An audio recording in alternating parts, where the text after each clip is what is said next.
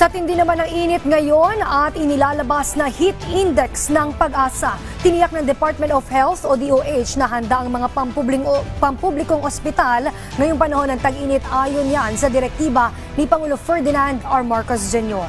Sa panayam ng Radyo Pilipinas kay DOH Spokesperson Assistant Secretary Albert Domingo, hindi umano mawawala ng kuryente ang mga ospital sa kabila ng mainit na panahon at magiging available rin ang mga drinking water station para sa mabilis na access sa inuming tubig. Samantala, pinaalala ng Department of Health o DOH ang mga precautionary measures na dapat gawin ngayong panahon ng tag-init. Ayon sa DOH, maaaring magdulot ng sakit ang sobrang pagkababad ng katawan sa init tulad ng heat exhaustion o pagkahapo at heat cramps o pamumulikat.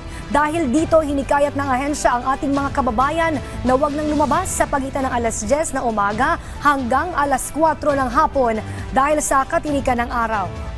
Actually, meron tayong instructions mula sa ating Pangulong Ferdinand Marcos Jr. Opo. na narelay kay Secretary Ted Herbosa. Ang sabi ng Pangulo na gagawin niya ng Secretary, lahat ng mga Department of Health hospitals at saka yung mga tinatawag na bagong urgent care and ambulatory centers, yung mga bukas centers, nakahanda po yan. No?